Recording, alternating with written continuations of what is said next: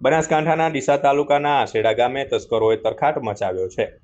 ગામના એક બંધ મકાનને નિશાન બનાવી અજાણ્યા ચોરો સીસીટીવી સિસ્ટમ, એલસીડી અને રોકડ રકમ સહિત કુલ ₹90,000 જેટલી મત્તાની ચોરી કરી ફરાર થઈ ગયા છે। આ ઘટના ત્યારે પ્રકાશમાં આવી જ્યારે મકાન માલિકે અમદાવાદ બેઠા પોતાના ઘરના સીસીટીવી ચેક કર્યા હતા। મળતી વિગત મુજબ આશેડા ગામના વતની અને હાલ અમદાવાદ રહેતા સોમાભાઈ રત્નાભાઈના મકાનમાં આ ચોરી થઈ છે।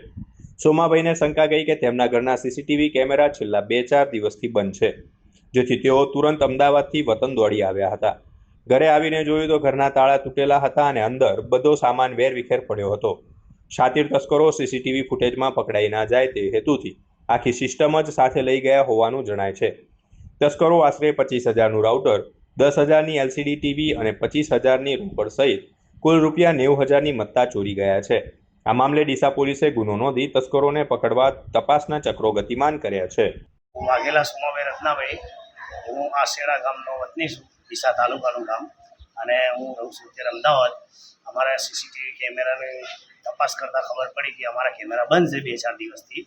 અહીંયા તપાસ કરતાં અહીંયા આવીને સ્થળ પર તપાસ કરી તો ખ્યાલ આવ્યો કે તાળા તોડેલા છે અને સીસીટીવી કેમેરાની સિસ્ટમ એ આ લોકો ચોર લોકો કાઢીને લઈ ગયેલા છે।